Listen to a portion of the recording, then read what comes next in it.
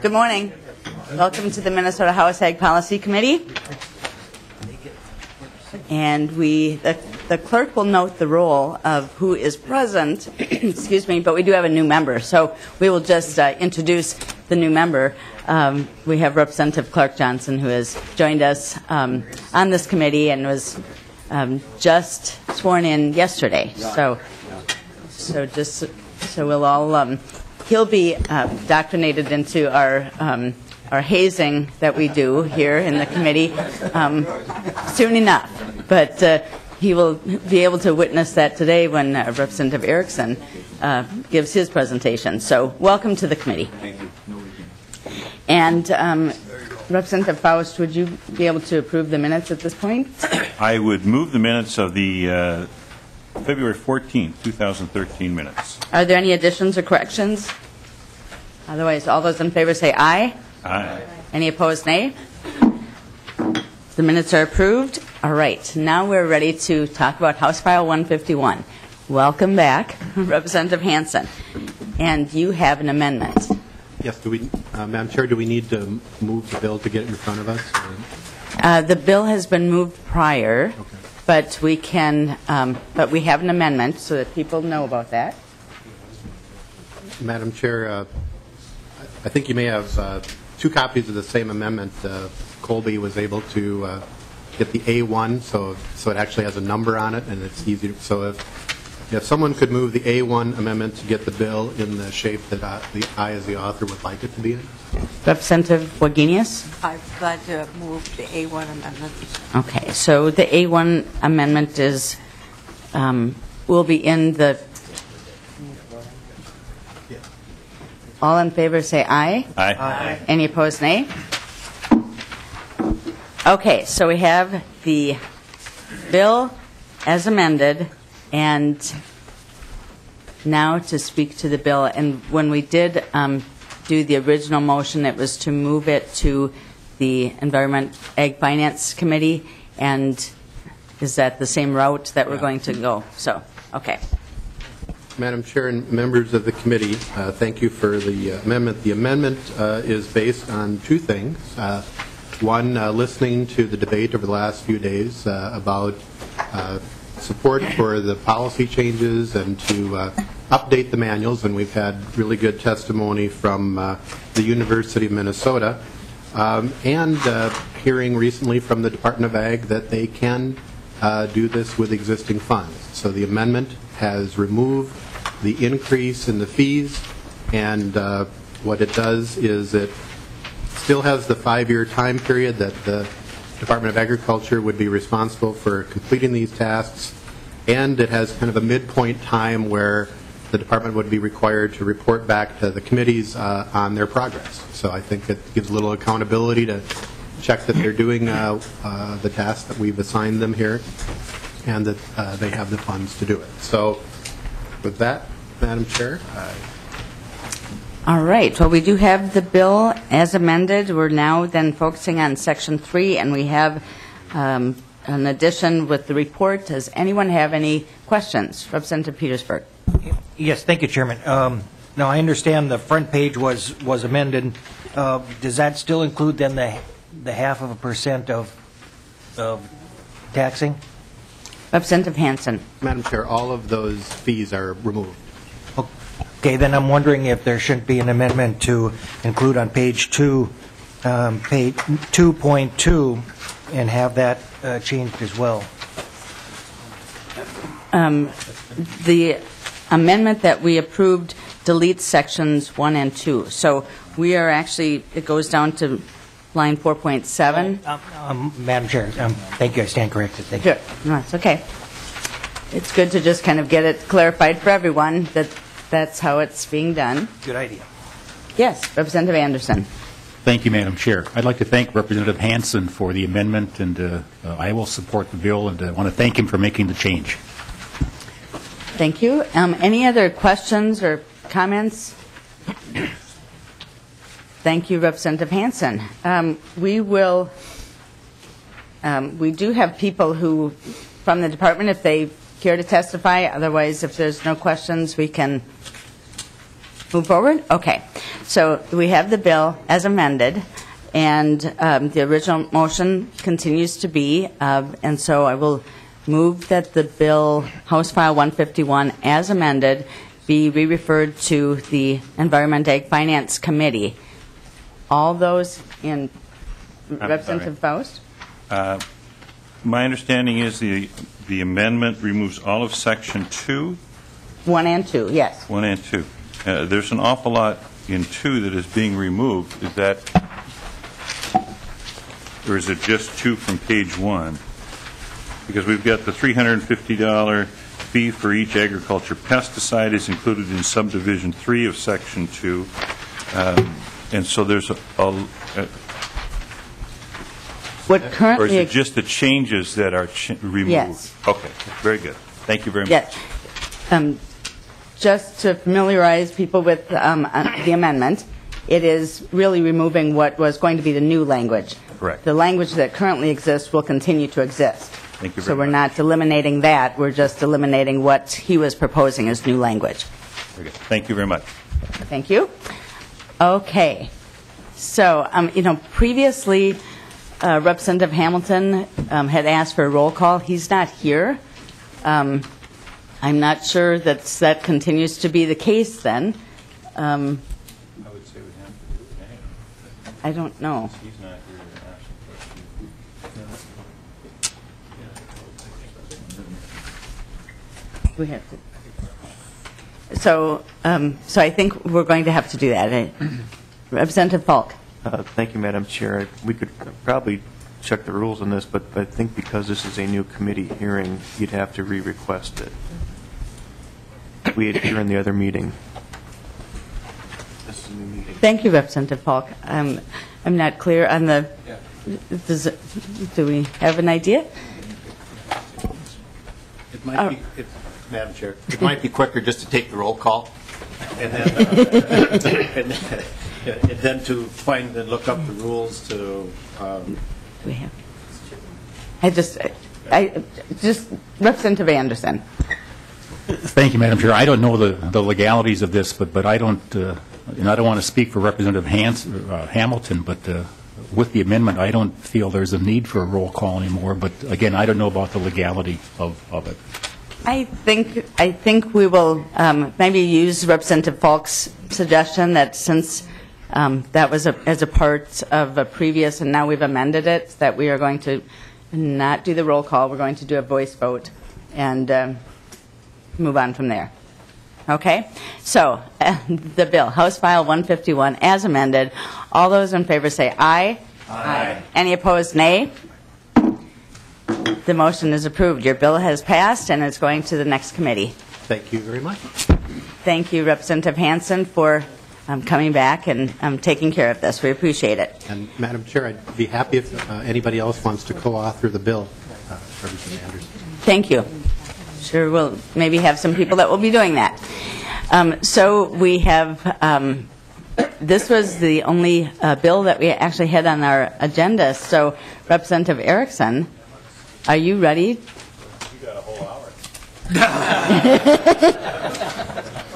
Is this the last thing on the agenda? Yes, it is. I will be brief then, All right. Well, because I'm sure I share the sentiment that an extra half an hour, 40 minutes in our office would be time well spent. well, Representative Erickson, we are pleased that you are willing to provide the presentation at this point. I made 20 copies. I hope that's enough. And Arlen can help you with the distribution there. If you, I'm he's a teacher. I'm a retired teacher. I'm used to handing out paper. It's Long as it isn't a test. Is this a recycled wood? yes. Oh, yes. We're very green. As I've said many times before, I can speak at length of what I don't know about agriculture. Although I have gotten to know quite a few. Is everybody else? Okay.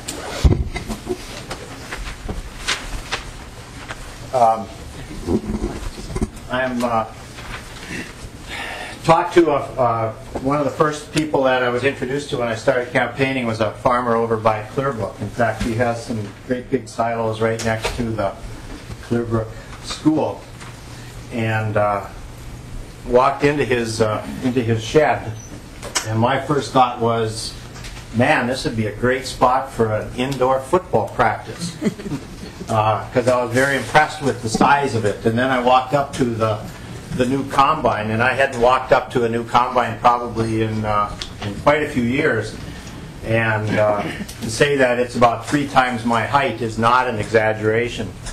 And so I was talking to him, and later on in the year, and he said that he can load up or harvest a semi-load of soybeans or corn every half hour. And I was just astounded by that. And I was actually going to try to find some video of one of those machines in action, and I've had the corn growers and the soybean growers were in, and I talked about this, about how that just, astounds me that this is possible.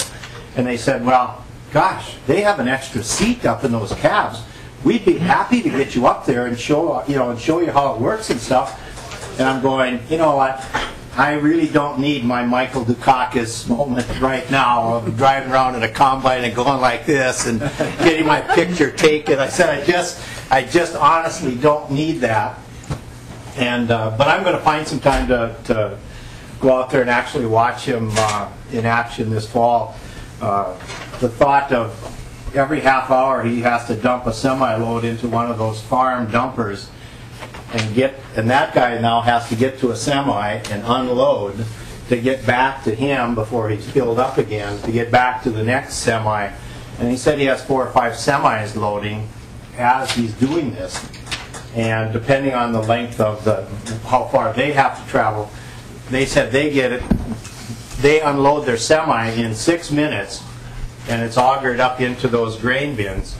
And that to me has to be one of the most astoundingly well choreographed thing I just haven't experienced anything like it. And so that's kind of where I'm at. My district has 3,300 square miles. I think that number is a little bit on the low side. Sorry. I'll start in Beltrami County. This is basically the stuff that Jay had. 6,846 harvested acres. Most of that is in the western part of Beltrami County and up in the Black Duck to Callier area. A lot of corn and wheat and soybeans. If you would have told me 30 years ago that my district in Roseau County and Lake of the Woods County would be corn and soybean country, I would not have believed you. That just was a totally, the genetic brands that they had, plus the longer growing season that we're experiencing, has turned those into very productive crops up in our area. I know the farmers up in Lake of the Woods County, you can't wipe the smiles off their faces, because last year they had such a perfect growing season. I believe the people in Clearwater County had the same thing. The rain came at the right time, the rain came at the right amounts.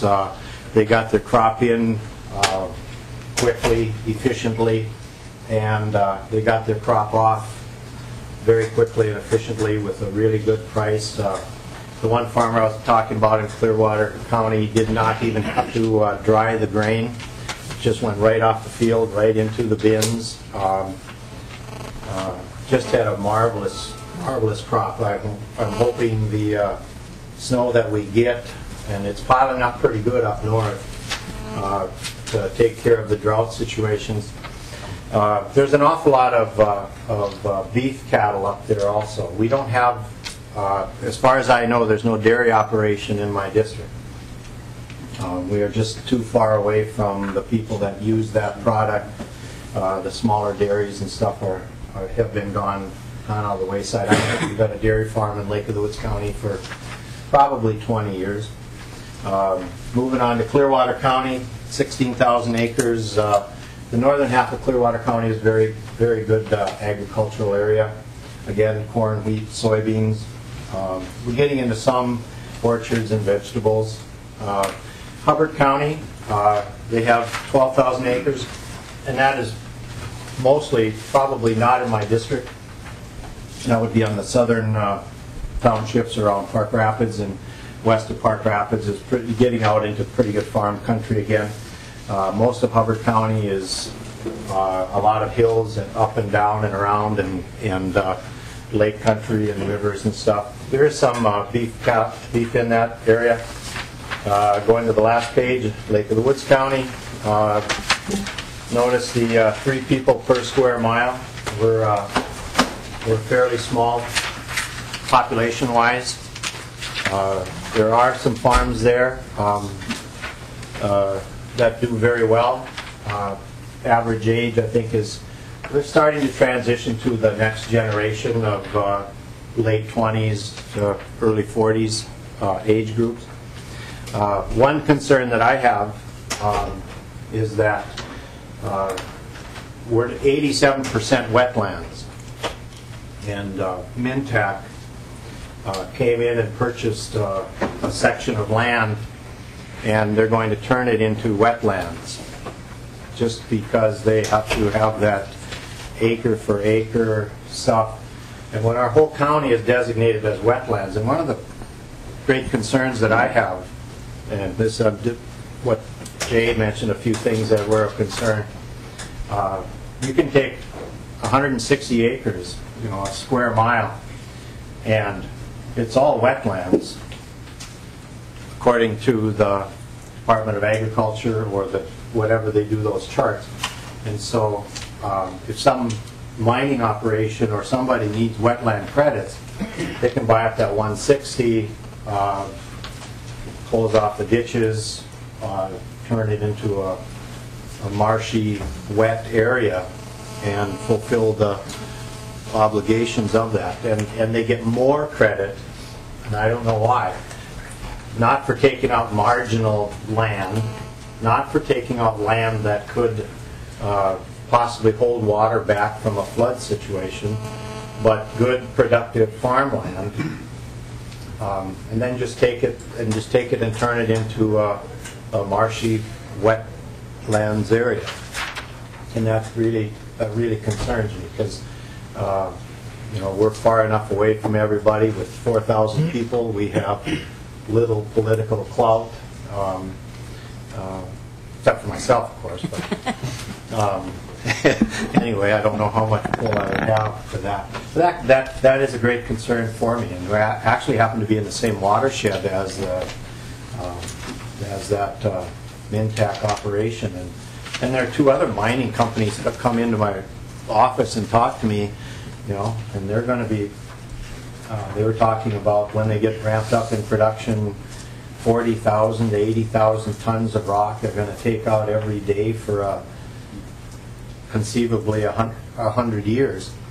And I don't know, that probably going to take an awful lot of wetlands to make up for the rock that they can't put back down in the ground. And so, in 20 or 30 years from now, I'm wondering where the farmland is going to be that is going to feed the people of this world by then. Another concern is that in California, I just read about it, they go into solar energy, but they're finding out that, we think, oh yeah, California, stick them out in the deserts. Well, can't do that because they have environmental impact things, the tortoises or whatever out there that are going to be impacted by these solar panels. And so what they're doing is they're taking San Joaquin farmland and putting solar panels on it because they don't have to do the environment regulations with that. And that's, I don't know, that's a concern to me as far as that goes. But anyway, I'll stand for questions if anybody... I believe Representative Dill has a question. Oh, no. I really don't have a question.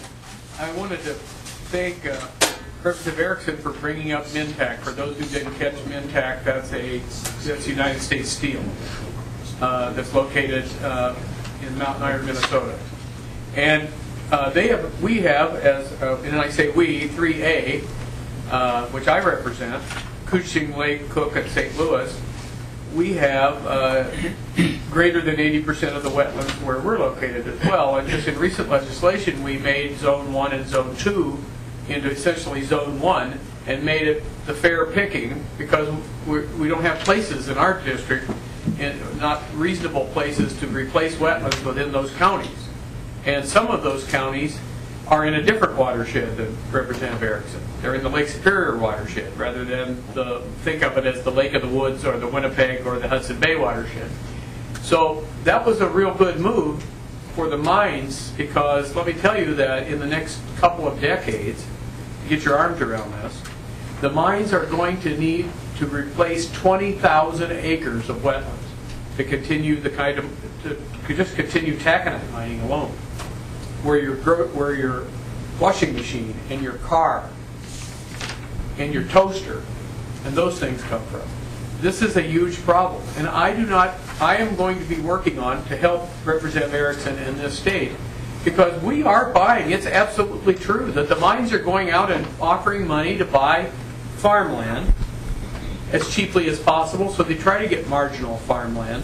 But essentially they may have to, and they may already have bought farmland that's good production farmland where they can replace a wetland that they need to do mining over in the eastern part of the northern part of the state, in the legislative district that I represent. Now, it's just a perplexing problem to me that we spend hundreds of millions of dollars over time on flood mitigation. Representative Poppy down in your district, and over in Representative Eakin's district, in Representative Fabian's district, in Representative Keel's district, hundreds of millions of dollars, but yet we can't take a wetland that we might be able to use for a buffer for flooding and put it over in that watershed.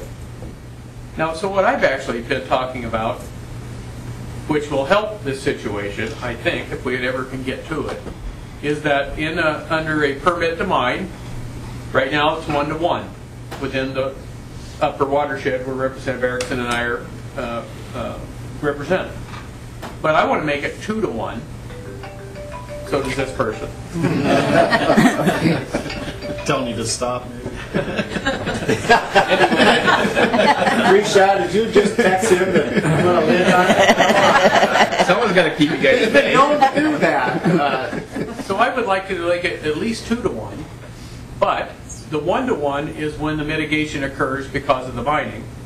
And we do it in these other areas, and I'm just suggesting maybe Representative Keel, Representative Poppy, Representative Eakin, Representative Stump, those people up in that area, Representative Marquardt. And then at the end of the permit to mine, when they do the reclamation to mine, they put the wetland back a second time. So then we had the benefit of having the wetland in the area where we needed it, reduce the potential, at least, to invest state bonding dollars. By what amount, I don't know, but it surely has some impact on it. And then at the end of the life cycle of the mine, and reclamation is an ongoing thing. I mean, we're reclaiming right now as we speak. They're reclaiming, and it's all done under a permit to mine that begins on when the mine is approved, that they replace it back in its original watershed. Now, I mean, I'm sure this is a debatable thing, but we are really not doing the right thing in my estimation. And Representative Erickson, I think you hit it right on the head. Is that it's the mines, because they have to mine to expand and be a critical industry in the state. I mean, mining in the state isn't just an issue of jobs in the state. That's the wrong message. Mining is about the benefit. It's the benefit that in World War II, all of the steel that came from the northeastern part of the state built the ships that defended this country and the tanks that defended this country, and it still does it on every day of the year, every minute of the year. And that we just got to do this better. And so I'm really glad that you brought this and how critical it is in your area that this is happening to you, and I thank you for that. Other questions? Representative Anderson. Thanks, Madam Chair. I wasn't aware of this situation. So when there's a 1-to-1 credit, when the mining company has to do the credit thing, and then they come back 20, 30 years down the road to reclaim the mined area, does the original reclaimed wetland stay as a wetland, or can that go back to whatever it was before. Are these credits permanent, I guess is what I'm asking? Representative Dill. Well, I believe that the wetlands that are built, for example, in Lake of the Woods County, as Representative Erickson is speaking of, they remain. Yeah, they remain. That is perpetual remediation, wetland replacement. And what I'm saying is that we should not only do it once, but we should do it twice. But the twice is in the decades to come when the mine is closed. And not the mine is closed. You got to think of a mine as an ongoing living thing, but as an area is reclaimed, because they just don't dig a hole that's 100 miles long and then go back at 35 years and fill it in and make something out of it. I mean, they go back incrementally and reclaim the mine. And one other thing too is in this mile section, there's a ditch that runs right through it. Well, stopping the ditch doesn't really work because there's people upstream of the ditch that count on it. So in the 640, this 1 square mile, the Corps of Engineers is going to give them a credit for 460 acres in exchange, of the 640. They can use that.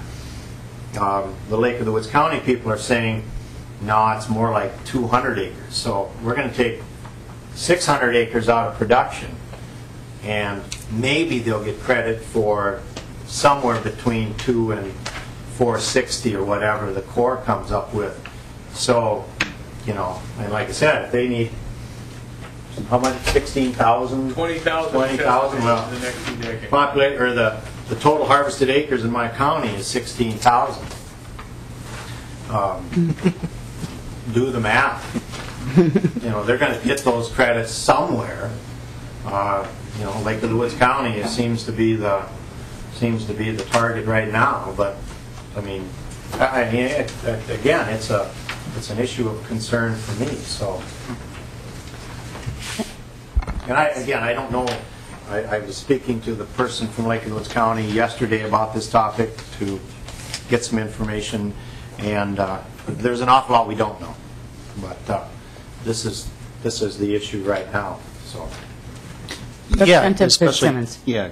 Thank you, Madam Chair. Going to what Representative Dill said. So, am I understanding correctly that the law currently states that that replacement has to take place within the same watershed? Is that some of the issue that we're having? Representative Dill. Thank you. I wish that Mr. Pagel were here. He could really give us the finite details, or John Jaskey, Mr. Jaskey from Bowser. But a couple of years ago, the 1 and 2 watershed for the purpose of mining, 1 would be the eastern part the area that I represent, and 2 was the area that Representative Erickson represented, were considered the same. They're different. The goal originally was to keep the wetland mitigation in the same watershed. But the problem occurred that how do you do it? If you already have over 80% wetlands and you need this lots of volume of wetlands, so we had to expand. So for the purposes of under a permit to mine, you had remediation, or establishment of new wetlands for remediation purposes, and they moved the lines over essentially to make 1 and 2 the same as 1. That's the way I understand it. Did that answer your question? Yeah, I think so. I mean, it just seems like you're stuck then with a very finite amount of land that's eligible to be used in the exchange program. And most of my county is state land, right, federal land, school trust land. But there is that, and then Cooch County's got some farmland that's just south of the Rainy River there on the northern part of their counties. I don't think there's probably not 10,000 acres there total. And then you come to our county, and the way the flow of the water is, once you get past that superior flow, then everything flows through the boundary waters, through the Rainy Lake, down Rainy River to all the areas that flow into that part of my county there. And sometimes money is going to talk, and if they have to pay $2,000, they paid I think $1,200 an acre, which is not exorbitant, but, you know, could they pay $5,000 an acre? Probably. $10,000 an acre, if they have to. And then my county becomes, well, we just extend the bog from 20 miles north of Washkish to right to the Canadian border. I don't think that's a pretty picture for my county. Representative Dill. But back to the ag part of this is that he put it perfectly, is they got 16,000 acres in farm land, and if you start consuming these acres at a significant ratio, pretty soon you turn a county that isn't, or a group of counties from having an ag component to not having an ag component. And he talked about the fact that the dairy disappeared, and they're still grazing and farm operations with cattle, and pretty soon if they don't really do that well in wetlands for grazing, and it's a real problem. I wanted to just say, when you talk about the watersheds, you have the Lake Superior. There's a thing up there called the Laurentian Divide. It's a continental divide, and when the rain falls, if it falls on one side, it goes to the Hudson Bay. If it falls on the other side, it goes into Lake Superior through a variety of different rivers. And Prairie River, for example, or all of the rivers that you cross when you go up the North Shore, those all come off of the Laurentian Divide. And the iron formation, where these wetlands are being consumed, are along that Laurentian Divide, because that's where the mining is. And those counties are all 80% or greater counties, just as is Representative Erickson's county. So this is an agricultural issue, but a kind of a different twist, because the impacts in one area are going to become, if haven't already, I can tell you that there's Lake of the Woods commissioners that are incensed about this. And if I ran in Lake of the Woods County, if I would have got redistricting, I would have been down here preaching the same thing that you are, except I'd have been doing the whole thing then, because this is really a burning issue, and it's going to affect ag. Representative Genius. Thank you. Madam Chair, it's a great discussion. I think maybe one of the things, that this is going to be a topic here, that we might want to bring in some folks that talk about the hydrology, because in our ag communities we have changed the hydrology, and what does that mean? And for this area in particular, we should talk about the changing climate and what it means. We can hear the changing climate making corn and soybeans viable. It also is going to have a lot to do with the water up there. And I don't know what the answer is. I have no idea.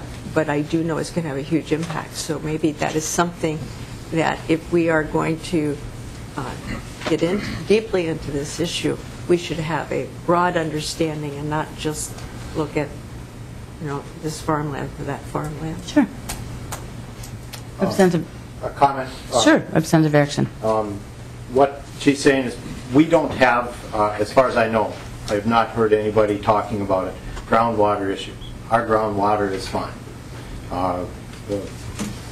They talk about the stuff we're pumping out to go to our town and our schools has been down there, I've heard, 1,000,000 years.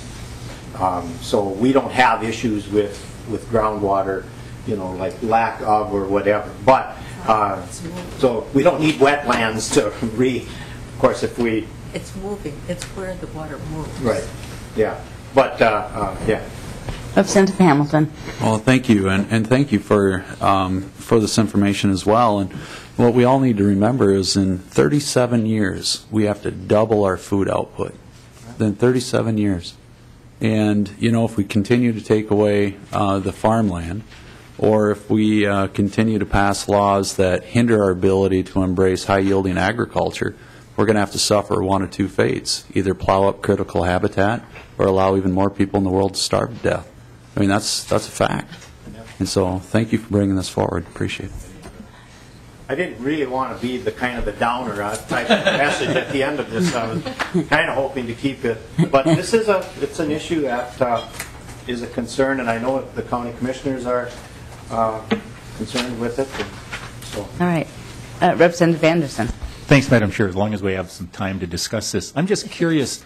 You talked about this 640-acre section of land that the Army Corps was going to give about 400 acres of credit, but a county commissioner would only allow 200. Why wouldn't they want as many acres as possible to be allowed as credit, so you wouldn't have to take more acres someplace else? It goes with Representative their- Erickson. Excuse me. I'm getting a little out of sequence here. Thank you. I believe it's the LIDAR. The county did this LIDAR things. And please understand, we're a flatland county. I mean, you can drive that bog north of Washkish, and there's one turn that you have to make to line up the roads, and you don't go up or down 10 feet the whole time, and you don't deviate left or right, I mean, hardly enough to change your steering. And we're flatland county. And so a lot of our good soil is being tiled. You know, kind of odd to think of that, but we're getting tiled. Rainy River, we don't pray for rain up there, because our experience is that once it starts raining in Lake of the Woods County, it doesn't quit. And so we take whatever we get and hope we don't get too much. But it's because of the contours, the half-inch or the half-foot to 2-foot contours, there's really no way to bank up the water enough behind it to actually call it the wetlands. Now that's the information that I got from the person from the county that I was talking to that had the best information on this. I can get more information. I can bring it back here, but quite frankly, I don't have enough time right now to meet with the county commissioners again and just talk about this subject. So, but it's something that Representative Dill is well aware of. I talked to Joe Radinovich, and he's got an area of northern Aiken County that's in much the same situation. There's Mintac is trying to. There's another square mile that they want to turn into wetlands, and so it's it's just not affecting my county alone, but my county seems to have 16,000 probably reasonably priced in the grand scheme of things. It's not Red River Valley bottomland kind of soil, but it's good productive farmland. So, but that's the way I get it is the Corps of Engineers has given them this. The county doesn't think it's, and so they'll have a discussion about that and find out of that 600. But doesn't matter one way or another. You're taking 600 and some acres out of production, and whether you get 300 acres of credit or 400 acres of credit, if they need 20,000 acres, that just if they can only get half credit, then they're going to have to buy 40,000 acres, and that's an even more worrisome thing. Representative Krisha. Thank you, Madam Chair. Just a quick observation. Representative Erickson, you were going to spend 2 minutes on numbers. But I want to call out and thank the Madam Chair for this opportunity, because you said that you could talk more about what you don't know about agriculture, but you know your district very well, and I tip your hat to this story behind the numbers, because that has taught me personally much more than if I had just read your sheet. So I want to thank you for that. I mean, this conversation is fantastic. So. Thank you, and thank you, Representative Erickson. I do have a question. We all have the map. Hopefully, even the newest member has the map. So to see, you have a very long district. Can you tell me where you live in that district? Point your finger north. As far north as? Yeah, not the angle. Not the angle, but up there. But yeah, I'm right on the border. I live right on the end of the airport in Vedette. By the way, it's a fairly busy airport, because we have people that stop by to check through customs when they go north to their vacations. There's we get seaplanes that come in on the Rainy River that check through customs, and so it's fairly. My wife is real annoyed with when it's farm time to spray, because those crop dusters are just loaded down and just grinding away to get up above the trees, and we have our window open, and about 5:30 in the morning, that roar comes over, and it annoys my wife. But I just go back to sleep. But and I live right on the border, Badette. Willie Walleye, if you drive by there, everybody takes a picture. You stop and take the picture, and it's right by the international border. So if you were to drive from your district, I'm assuming then you are flying back and forth during the legislative session, or are you driving? What would be the drive time for you to come? It takes me 2.5 hours to get to the south end of my district, and then 3 hours from there. I have a car like that one, Scoop. I have to buy it.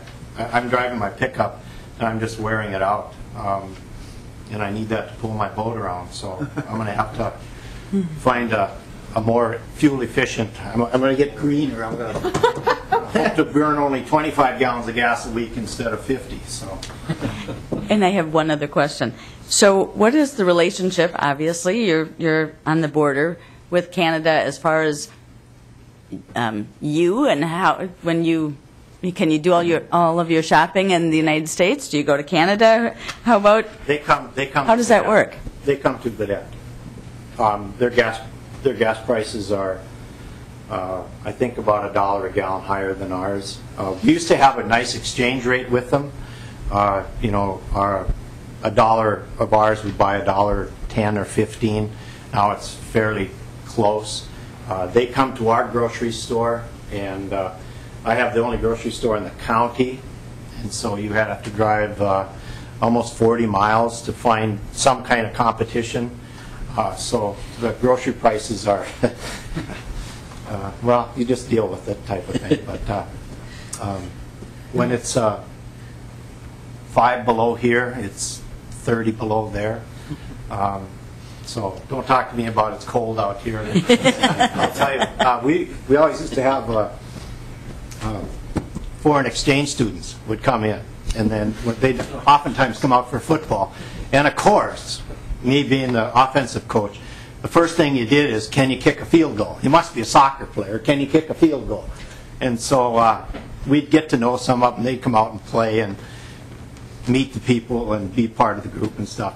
Weren't worth spit as a football player, but they'd come out and practice in October, and they'd, oh, it's cold out here. It's cold. You know, it's 40 degrees, and it's like, not cold.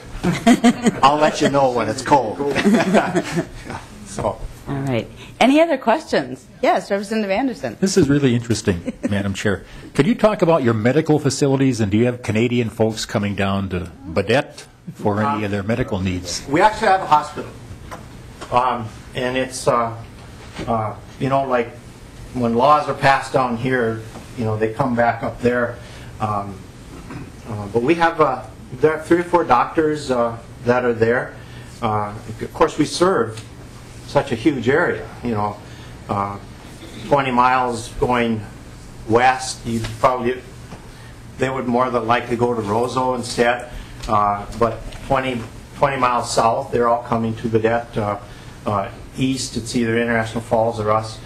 The Canadians have a clinic over there, I believe, and they do most of their hospital about 50 miles away in Fort Francis.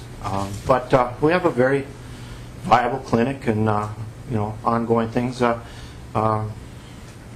We've recently upgraded from ox cart to a better way of getting mail up there. So we actually have internet too. So it's we're aware of those things. We had that funding program that came out about 20 years ago. So we have a new school. The problem is that we built it about a mile too far from town, and so there's issues with kids in the summer getting back and forth. But nice facility. Nice place to visit. Thank you. I think you have sold us on your district. We will probably have many of us who will travel north to see where you reside. And I have a boat. Thank you so much. Thank you so much for your presentation. And we we'll, for everyone else, we have, 10 or 15 minutes. We appreciate that you took the extra time and that you were willing to be grilled for a while about your district. But thank you for doing that, Representative Erickson. Just a couple of things. Tomorrow we have FFA Day at the Capitol, and so we'll have a couple of presentations by FFA presenters, but we will also have a couple of presentations from our members. So we have tomorrow's your day. So we will have Representative Fitzsimmons and Representative Hamilton. Representative Fitzsimmons. Yeah, I was just going to say my presentation is going to include some food, so come hungry. I'll have, very good. I had to one-up Representative Hamilton, so. Madam Chair. Representative Hamilton. I accept the challenge. Sounds like pork chops. Yeah. I'd have brought walleye, but I would have had to violate the game law. Get it out here. So. And not that we call them laws, we sometimes call them guidelines up there. That's a suggestion. So that didn't get on record. perhaps it did, Representative Erickson. But so we have that tomorrow. But tonight we also have something for everyone. Just to be reminded, we have the Minnesota Corn Growers have their legislative reception from 5 to 8 at the Crown Plaza, downtown St. Paul. So just be reminded of that. And with nothing further to do in the committee today, Madam Chair. Yes, Representative Fitzsimmons. I also I have a guest with me, a student at St. Michael Albertville, Tate Irving. He was recommended by the principal in a school of almost 2,000 students. And just in case he didn't get his fill of, or he thought he had a break from teachers today, Representative Erickson helped fill that void. So just want to thank Tate for coming. Absolutely. Thank you. Welcome to the committee. Thank you. Thank you, Madam Chair. Thank you very much. So enjoy the rest of your morning, and meeting adjourned.